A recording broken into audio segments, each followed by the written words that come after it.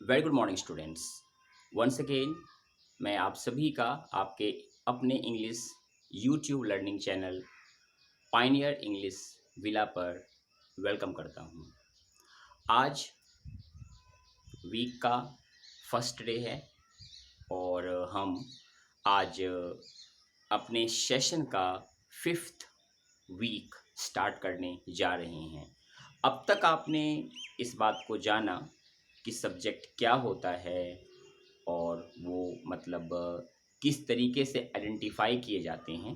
तो आज हम बात करने जा रहे हैं वर्ब के बारे में। आप देख रहे होंगे मैंने पीछे जो है वो मतलब वाइट बोर्ड पर मेंशन किया हुआ है, इंट्रोडक्शन अबाउट वर्ब। एक बात मैं आपको बता दूं कि वर्ब की अगर मैं बात करता हूं आपसे, तो वर्ब ये बहुत ही अहम हिस्सा होता है किसी भी सेंटेंस का। चाहे आप हिंदी को ले लीजिए या इंग्लिश को ले लीजिए या किसी भी अगर आप लैंग्वेज को लेते हैं, तो वर्ब बहुत ही ज़्यादा मतलब इम्पॉर्टेंट माना जाता है और होता भी है। मैं आपको यूँ कहूँ कि जिस प्रकार से शरीर के बॉडी के फंक्शनिंग के लिए हार्ट की ज़रूरत होती है, उसी प्रकार से सेंटेंस के फंक्शनिंग के लिए वर्ब की ज़रूरत होती है। और ये बहुत ही ज़्यादा मतलब यूज़फुल और एक कह सकते हैं कि अहम हिस्सा किसी भी वाक्य का माना जाता है। अब बात यह आती है कि वर्ब आखिर होता क्या है। तो आज की क्लास में हम डिस्कस करेंगे थोड़े से मतलब वर्ब को पहचानने के कुछ टेक्स्ट्स के बारे में। ओके, तो वर्ब होता क्या है? देखिए, वर्ब क्या होता है। आपने कहा वह मेरा भाई है, तो है सेंटेंस जो है इसमें वर्ब है। आपने कहा कि वह मुझसे बात करता है, तो बात करना जो है वो वर्ब है। आपने कहा कि कल वह उदास था, तो उदास का मतलब था का मतलब वर्ब है। आपने कहा कल वह घूम रहा था, तो जब आप कहेंगे कि घूम रहा था, तो मतलब यहाँ पर जो है घूमना वर्ब है। ठीक है, तो मतलब मैंने क्या कहा आपको कि मतलब कि जिन सेंटेंसों में अभी मैंने आपको बताया था कि जिन सेंटेंसों में किसी भी तरह से मतलब कोई भी क्रिया के बारे में, ठीक है, कोई भी कार्य के बारे में बताया जा रहा हो, उसे हम वर्ब कहते हैं। अब ऐसा नहीं है कि सभी सेंटेंस में काम होंगे ही, हमने जनरल भाषा में बात की ही है वर्ब के बारे में, लेकिन ऐसा नहीं होगा कि सारे सेंटेंस में काम होंगे ही और सारे सेंटेंस जो हैं वो मतलब एक ही तरह के वर्ब को लेकर के चलेंगे। तो पहली बात तो हम जान लेते हैं कि वर्ब आखिर मतलब कितने प्रकार के होते हैं। आपने भी जाना है कि वर्ब क्या होता है। पहले आपने क्या जाना है कि व्हाट इज़ वर्ब, मैं मेंशन कर देता हूँ। आपने अभी जाना है कि व्हाट इज वर्ब। ठीक है, मतलब वर्ब क्या होता है, आपने इस बात को अभी जाना है।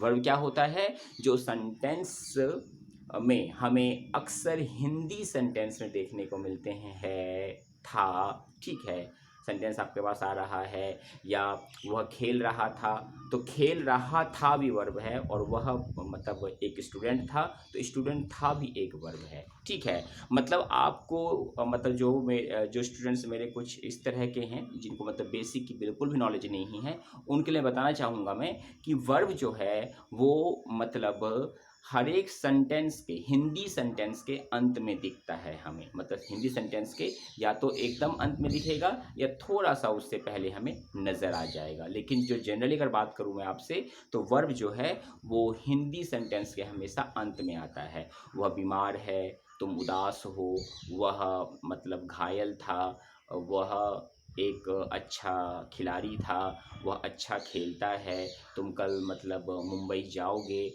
हम कल बाज़ार गए थे। तो ये सारे सेंटेंस में अगर आप ध्यान से देखते हैं, तो सभी सेंटेंस के अंत में जो अक्षर आ मतलब शब्द आ रहा है, या पेयर ऑफ शब्द आ रहा, मतलब पेयर ऑफ वर्ड्स यानी कि शब्द आ रहे हैं, या फिर मतलब कुछ तीन के कॉम्बिनेशंस में भी मतलब जो हैं वो वर्ब आपको मिल सकते हैं। जैसे कि वह खेल रहा था, तो खेल रहा था, ये तीन के कॉम्बिनेशन वाले हमारे पास वर्ब आते हैं, तीन वर्ड्स के कॉम्बिनेशन वाले वर्ब आते हैं। वह जाता है, तो जाता है मैं अगर मैं बात करूँ आपसे, तो यहाँ पे दो के कॉम्बिनेशन में हमारे पास वर्ब आते हैं, और वह एक किसान है। तो यहाँ पे एक के कॉम्बिनेशन मतलब एक ही वर्ड हमारा वर्ब होता है। तो आपने ये जान लिया है कि वर्ब जो है किसी भी वाक्य में जो है वो 3 तरीके से हमें देखने को मिलता है, 4 नहीं होगा, 4 नहीं होगा, ठीक है। अब कुछ ऐसे केसेस हैं जहाँ पे 4 होते हैं, तो उसकी बात मैं आपसे नहीं कर रहा हूँ। फिलहाल आप ध्यान रखिए कि वर्ब जो है वो 3 फॉर्म में हमारे सामने जो है वाक्य में, सेंटेंस में आते हैं।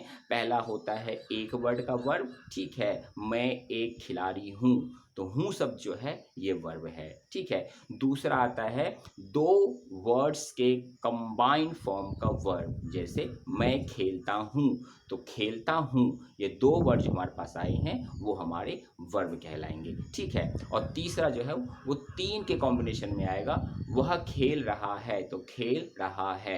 मतलब अगर मैं वर्ब की बात करूँ तो वर्ब को आइडेंटिफाई करने के 3 यहाँ पर जो है वो परफॉर्मेंसेस होती हैं, मतलब मोशंस होते हैं। पहला जो है वो मैंने बात की अगर आपसे, तो मैं एक खिलाड़ी हूँ। अब मैं एक खिलाड़ी हूँ की अगर मैं बात करूँ आपसे, तो मैं एक खिलाड़ी में जो हूँ शब्द है ये हमारा वर्ब कहलाएगा, क्लियर।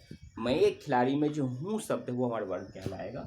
और दूसरा है कि मैं क्रिकेट खेलता हूँ, ठीक है। तो इसमें अगर हम ध्यान से देखें तो 2 वर्ड का कॉम्बिनेशन हमें मिल रहा है, तो ये भी हमारा वर्ड कहलाएगा। मतलब यहाँ पे हमारे पास एक वर्ड था, यह हमारे पास 2 वर्ड के वर्ड्स के कॉम्बिनेशन का जो है वो मतलब वर्ड मिला है। और तीसरा है मैं खेल रहा हूँ। इसमें क्या है कि हमारे पास जो है वो 3 फॉर्म के कॉम्बिनेशन का जो है वो हमारे पास वर्ब देखने को मिल रहा है। मतलब आप देख रहे हैं यहाँ पर कि अगर मैं बात कर रहा हूँ आपसे कि मैं एक खिलाड़ी हूँ, तो हूँ जो है हमारा एक वर्ब है, ठीक है। दूसरा मैं क्रिकेट खेलता हूँ, तो क्रिकेट खेलना में खेलता हूँ हमारा वर्ब है, ठीक है। और तीसरा मैं खेल रहा हूँ, या मैं कह दूँ इस तरह से आपको कि मैं क्रिकेट खेल रहा हूँ, ठीक है, मैं क्रिकेट खेल रहा हूँ, ठीक है। तो क्रिकेट खेल रहा हूँ भी अगर कह दूँ मैं आपसे, तो यहाँ पे भी हम देखें इस चीज़ को, तो खेल रहा हूँ हमारे 3 वर्ड्स का वर्ब हो गया। मतलब किसी भी सेंटेंस में अभी तक 2 बातें आपको ध्यान रखनी है। मैं दोबारा बता रहा हूँ कि आपको 2 बातें ध्यान रखनी है किसी भी हिंदी सेंटेंस में वर्ब को आइडेंटिफाई करने के लिए, ठीक है।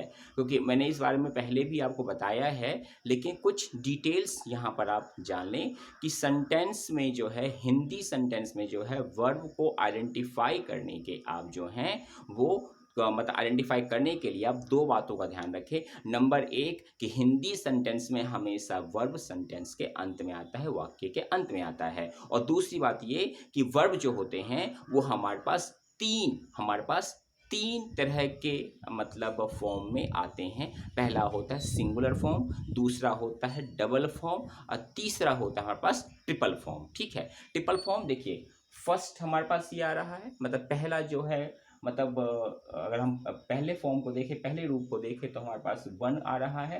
अगर मैं दूसरे की बात करूं आपसे, तो 2 शब्दों का मतलब यहाँ पे कंबाइंड पेयर आ रहा है। और यहाँ पे 3 शब्द, खेल रहा हूँ जो है वो 3 शब्दों का एक हमारे पास यहाँ पे जो है वो एक कंबाइंड फॉर्म आ रहा है। तो मतलब वर्ब को पहचानने के 3 मतलब जो हैं वो हिंदी में ये तरीके हो गए। तो पहला तो हमारे पास वर्ब को आइडेंटिफाई करने का जो पहला तरीका है वो ये है, ठीक है। हम टॉपिक पे अब बात कर रहे हैं कि इंट्रोडक्शन अबाउट वर्ब, तो वर्ब को कैसे पहचानें। तो पहली बात तो आपने ये जान ली कि वर्ब को जो है ये 3 तरीके से हम सेंटेंस में ढूंढते हैं। अब चलिए नंबर 2 की बात करते हैं। अब हम अगली कंडीशन में क्या करते हैं, ये हमारे पास मैं अगर बात करूं तो इसे आप बता सकते हैं टाइप फर्स्ट, ठीक है। इसे आप टाइप 1 का नाम दे दें, टाइप 1 का नाम दे दें, ठीक है। तो टाइप 1 में हमने वर्ब को कैसे हिंदी में पहचाना ये आप समझ चुके हैं। अब हम टाइप 2 की बात करते हैं, जहां हम वर्ब को जानने की कोशिश करेंगे। तो टाइप 2 के अंदर हम बात करेंगे तो वर्ब को जानना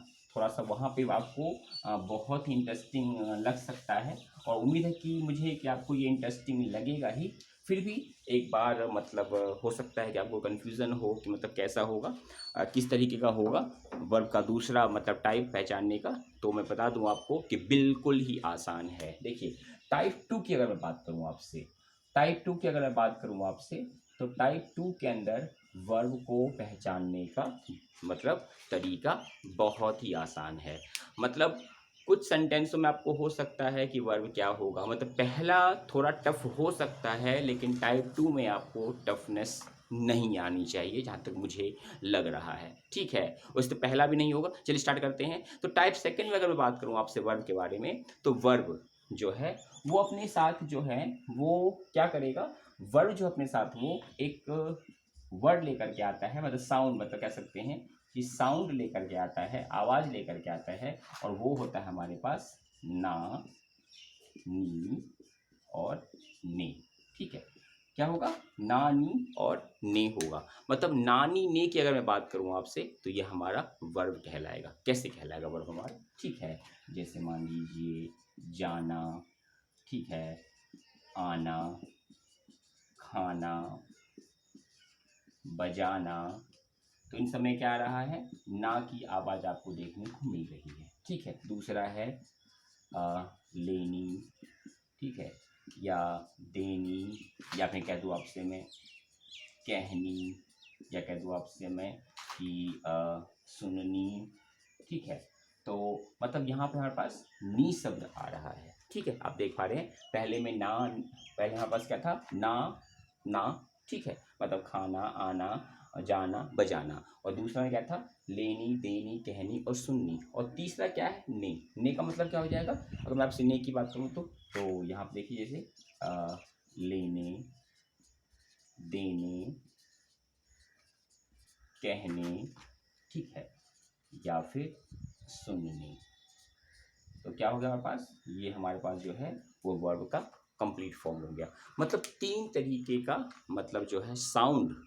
अब यानी पीछे टाइप वन में क्या जाना था, टाइप वन में तीन तरीके मतलब तीन रूप जाने थे, यहाँ पे तीन साउंड जाना आपने वर्ब को पता करने का, वर्ब को जानने का। ठीक है, और अब हम टाइप थ्री की बात करते हैं। तो टाइप थ्री में क्या होगा, ठीक है, मुझे लगता है आपको समझ आ चुका होगा, अगर वो प्रॉब्लम फिर से पूछ लीजिएगा। ठीक है, अब टाइप थ्री में क्या होगा, तो टाइप थ्री की अगर मैं बात करूँ आपसे, तो टाइप थ्री के अंदर हम जो है वो वर्ब को कैसे मतलब आइडेंटिफाई करेंगे वो जान लेते हैं।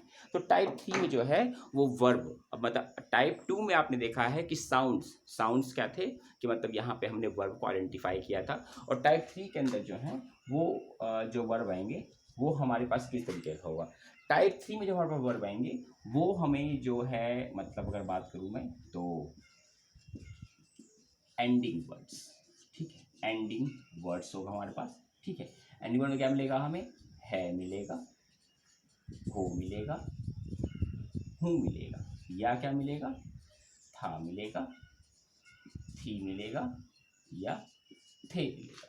ठीक है, एंडिंग वर्ड में। अब एंडिंग वर्ड में कैसे होगा, अगर मैं एग्जांपल दूं आपको एंडिंग वर्ड के लिए, तो क्या हो जाएगा वो एंडिंग वर्ड के एग्जांपल के लिए, जैसे मैं कह दूं आपको कि वह एक खिलाड़ी है, या मैं एक खिलाड़ी हूँ, या तुम एक खिलाड़ी हो। ठीक है, वह एक खिलाड़ी था, तुम एक खिलाड़ी मतलब थे, और वह एक खिलाड़ी थी। तो क्या हो गया, मतलब वर्ब को हमने एंडिंग वर्ड पर लेकर के जाना है। अब तो कंफ्यूज नहीं होना आपको, एंडिंग वर्ड वाला वर्ब नंबर मतलब जो टाइप फर्स्ट पढ़ा था आपने, वहाँ पे एक वर्ड वाला था ना, वो था हमारा ये एंडिंग वर्ड वाला। ठीक है, और टाइप टू में जो पढ़ा था जो अपने मतलब टाइप वन में ही जो आपने सेकंड जब पढ़ा था और या थर्ड पढ़ा था जहाँ पे कॉम्बाइंड वाले फॉर्म वाले थे, ठीक है, वो था हमारा साउंड बेस वर्ब जो आपने टाइप टू में पढ़ा है। दोबारा सुन लीजिए, टाइप वन में जो पहला फॉर्म था वो था एंडिंग वर्ड, और टाइप वन में ही जो सेकेंड और थर्ड फॉर्म था जहाँ दो या तीन वर्ड्स का कॉम्बिनेशन आया था वो था हमारा साउंड बेस वर्ब। ठीक है,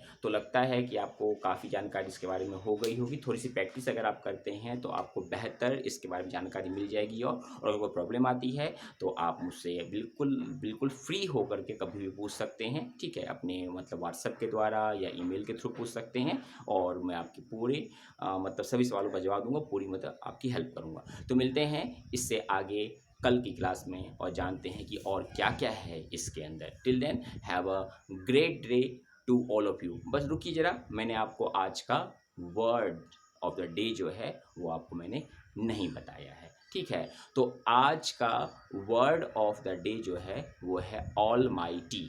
ऑल माइटी मतलब सर्वशक्तिमान, ईश्वर, ALMIGHTY,